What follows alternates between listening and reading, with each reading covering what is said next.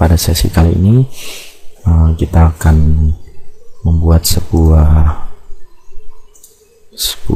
bentuk mainan seperti ini yang berbentuk mobil. Diasumsikan mainan ini adalah mainan anak-anak dengan berbagai part atau komponen-komponen yang ada di dalamnya, yaitu roda, velg, dan beberapa bodi serta kaca. Ini sebelah sini juga nanti kita akan buat, dan kita akan memperlihatkan bagaimana cara membuat dengan prinsip multi body. Pertama-tama kita akan membuat file baru. Kita klik di sini ada new file. Kita pilih yang template-nya adalah metric dan standar milimeter .ipt. Ini adalah sebuah file IPT atau sebuah file part. Kita klik create. Nah, di dalam environment atau lingkungan part tersebut, pertama-tama kita harus membuat sketch. Nah, sketch tersebut kita buat dari perintah sebelah sini kiri atas, itu ada create sketch. Kita pilih yang create 2D sketch. Nah, pada saat kita create 2D sketch, maka muncul 3 buah bidang, 1, 2, dan 3. 3 buah bidang ini adalah tempat di mana sketch tersebut berada. Nah, pada saat sekarang ini kita akan pilih bidang ini atau bidang XY. Di sini ada bidang X, bidang Y, ini adalah bidang XY, dan ini adalah bidang YZ. Di sini Y, ini Z, ini adalah bidang YZ, dan di sini adalah bidang XZ. Kita pilih yang bidang XY. Kita klik, dan setelah itu kita masukkan perintah rectangle. Kita pilih yang 2 point rectangle. Nah, 2 point rectangle, pertama-tama kita harus menentukan center point. Nah, center pointnya itu di sini sudah ada warna kuning. Warna kuning ini adalah sebuah titik center point. Kita klik center point. Nah, kita masukkan angkanya. Di sini kita pilih 60. Kita klik tab lagi. Di sebelah sisi satunya kita pilih juga 60. Kita masukkan angka 60. Maka terbentuk sebuah bujur sangkar dengan panjang sisi 60. Kita klik finish sketch. Kita orientasikan persegi tersebut, bujur sangkar tersebut, dan kita berikan perintah yang namanya extrude. Kita klik extrude, maka dia akan muncul sebuah balok extrusion. Di sini ada anak panah, kita bisa tarik ke arah sisi sebelah bawah ataupun ke arah sisi sebelah atas. Kita juga bisa masukkan sudut kemiringan daripada dinding ini. Kita gunakan minus 2 derajat, itu adalah sudut kemiringannya, dan kita akan masukkan value di sini sebesar 70 sebagai tingginya. Setelah itu kita klik OK. Maka di sini adalah sebuah balok dengan tinggi 70 dan mempunyai sudut kemiringan 2 derajat. Nah, setelah itu kita akan buat sebuah bidang di sisi YZ. Kita klik di sini bidangnya, dan kita klik create sketch. Nah, pada saat kita membuat create sketch, maka bidang tersebut ada di tengah-tengah bagian ini. Nah, agar bidang tersebut di tengah-tengah itu kita membuat sketch dengan leluasa, maka kita klik di bagian bawah ini. Di sini ada slice graphic, atau kita bisa tekan F7. Kita klik, maka seolah-olah secara virtual benda tersebut dipotong, berada pada bidang sketch tersebut adalah bidang potongnya. Nah, kita klik. Setelah itu saya akan mengambil rusuk atau sisi-sisi bidang potong tersebut ke dalam sketch saya. Maka saya harus lakukan yang namanya project cut edge. Project cut edge adalah fungsinya untuk menampilkan atau memasukkan rusuk ke dalam sketch kita. atau adalah edge daripada bidang-bidang tersebut di dalam sketch kita. Setelah itu saya berikan arc, saya berikan perintah arc untuk membuat busur lingkaran. Saya klik sebelah sini, lalu saya dekatkan ke bidang atas, dan di situ akan muncul tangent. Itu adalah fungsinya memberikan lingkaran arc tersebut menyinggung daripada garis atas itu. Saya klik dan saya posisikan arc tersebut berada di tengah-tengah. Kalau kita tahu di sini ada titik pusat dari arc, maka dia masih belum berada di tengah.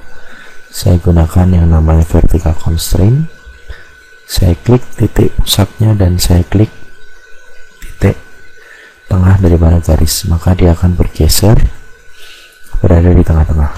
Nah, kita pastikan bahwa arc tersebut berada di tengah-tengah garis ini, dan juga busur lingkaran menyinggung garis yang bagian atas ini. Setelah itu kita berikan dimensi. Saya masukkan dimensinya 13. Lalu saya gunakan tangent arc di bagian sini. Kita gunakan 3 point arc bagian sini ke bagian titik ini. Saya klik. Nah, saya akan gunakan perintah tangent untuk melakukan constraint tangent dari kedua buah arc, dan juga bagian ini dengan garis ini. Maka garis tersebut akan berbentuk tangent. Nah, namun garis tersebut atau arc tersebut masih bisa saya geser karena saya belum memberikan dimensi di bagian sini. Saya berikan dimensi titik ini ke garis ini. Saya gunakan 12,5 sebagai dimensi jarak. Nah, setelah itu saya juga akan gunakan arc lagi di sebelah kanan di posisi titik ini ke posisi titik tersebut. Saya klik, lalu saya berikan perintah tangent di kedua buah sisi dan juga tangent di dalam terhadap garis tersebut. Nah, kalau kita tahu bahwa titik awal daripada arc ini masih belum sejajar, saya bisa gunakan perintah horizontal constraint untuk menyejajarkan titik ini dengan titik sebelah sini. Maka kedua buah arc tersebut adalah berada pada posisi sejajar. Setelah itu saya finish sketch dan saya lakukan extrude. Nah, pada saat kita melakukan extrude, maka dia akan memberikan pilihan bagian atau bidang mana yang akan dilakukan perintah extrude, bagian ini atau bagian luar. Saya akan klik di bagian luar, klik. Nah, kita lihat di sini perintah extrude tersebut bisa dua arah, bisa dari ke sebelah sini dan juga ke arah sebaliknya. Nah, perintah tersebut juga kita bisa berikan opsi yang namanya cut. Kalau kita gunakan opsi namanya cut, maka benda yang awalnya itu terpotong, sisi sebelah sini maupun sisi sebelah sana. Nah, begitu pula saya bisa gunakan yang namanya simetrik, sehingga pada saat saya tarik, arah panah ini akan terpotong ke buah sisi. Nah, apabila saya hendak memotong keseluruhan dari benda tersebut, maka saya pilih jaraknya yaitu all. Fungsinya adalah supaya kita secara otomatis akan memotong secara keseluruhan dari objek atau fitur extrusion yang pertama tadi. Lalu kita klik OK setelah kita sudah sesuai dengan bentuk yang kita inginkan. Nah, lalu kita akan membuat sebuah bidang lagi di sini, yaitu sebuah bidang sketch. Nah, sebuah bidang sketch, kita klik di sini ada create sketch. Nah, seperti biasa kita harus slice grafik. Fungsinya adalah memotong bidang tersebut atau benda tersebut di bidang sketch. Lalu kita gunakan project cut edge untuk memulai sebuah sketch baru. Nah, di sini kita akan membuat 3 buah arc. Pertama di sini ada 3 point arc. Kita pilih dari titik awal di ujung pertemuan 2 buah garis ini ke arah atas, dan saya berikan dimensi 75 untuk radiusnya.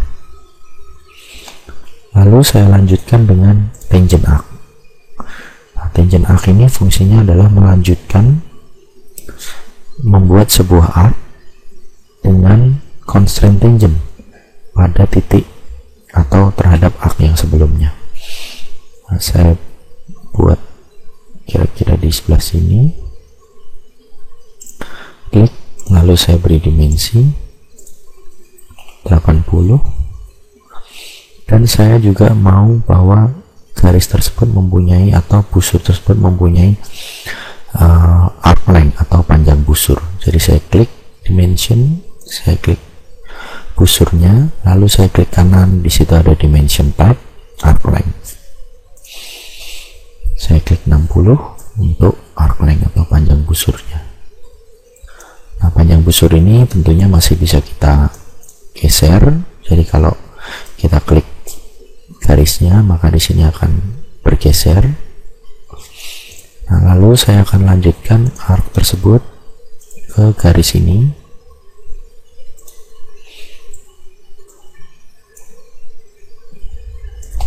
Saya hapus arc dari sini ke garis sebelah sini. Nah, di sini saya berikan dimensi yaitu 15 derajat. Lalu saya berikan constraint tangent ini terhadap constraint tangent dari busur ini ke garis ini. Maka di situ akan muncul sebuah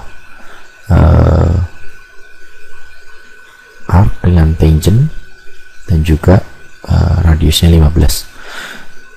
Terakhir, kalau kita lihat bahwa garis atau sketch tersebut di sini ada berwarna hitam, artinya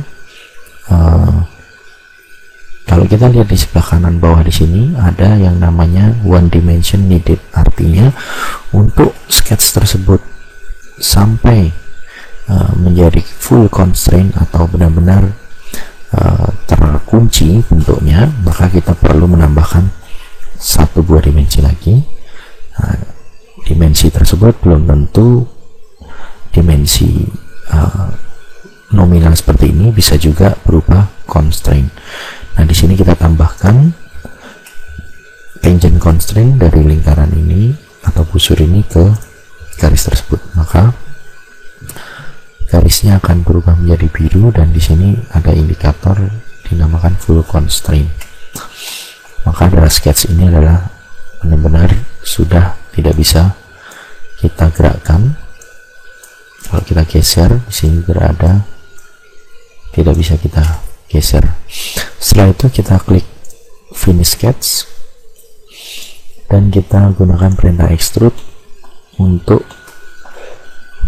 memotong bagian yang kita tidak inginkan. Saya klik bagian ini, saya klik cut untuk memotong, dan saya pilih kedua buah sisi dengan jarak yaitu all. Setelah itu saya oke. Maka di sini terbentuk sebuah bentuk yang kita inginkan seperti ini, dan selanjutnya kita akan berikan sebuah fillet atau lengkungan. Nah, kita gunakan yang namanya fillet di sebelah sini. Kita klik fillet, kita pilih bagian ini, dan juga kita pilih bagian sini. Nah, di sini kita juga bisa secara langsung melihat hasil daripada perintah fillet. Di sini ada anak panah, kita bisa drag, kita bisa lakukan dragging, maka secara langsung kita bisa lihat perubahan daripada bentuk objek ini. Tapi kita juga bisa gunakan nilai, kita pilih yang 9 plus 9, lalu kita klik OK. Maka di sini adalah terbentuk fillet dengan radius 9. Nah, di bagian belakang saya akan gunakan fillet dengan jenis variabel radius fillet. Artinya di bagian bawah di sini saya menggunakan nilai angka 9 untuk fillet, dan di bagian atas di sini saya gunakan fillet dengan nilai 1. Kita klik fillet, di sini ada pilihan variabel. Nah, setelah itu saya pilih busurnya atau edge-nya, klik. Setelah itu saya dekatkan kursor saya ke posisi sebelah sini sampai terlihat ada tanda dot warna hijau, artinya dia berada di tengah-tengah. Ini adalah P05, itu artinya dia sepanjang garis ini. 05 berarti di tengah-tengahnya. Kalau di sini nilainya 0, di sini nilainya 1, di sini nilainya setengah. Seperti itu. Nah, di bagian P05 ini saya rubah dimensinya menjadi angka 1. Maka di sini terlihat sebuah variabel radius fillet. Jadi di sini 9, secara proporsional dia akan mengecil sampai ke posisi radius 1. Oke, setelah itu saya klik OK. Nah, di sini kita sudah mendapatkan sebuah bentuk yang menyerupai dengan bentuk cabin dari mobil tersebut. Setelah itu kita akan buat bagian bawah. Bagian bawah ini kita akan lanjutkan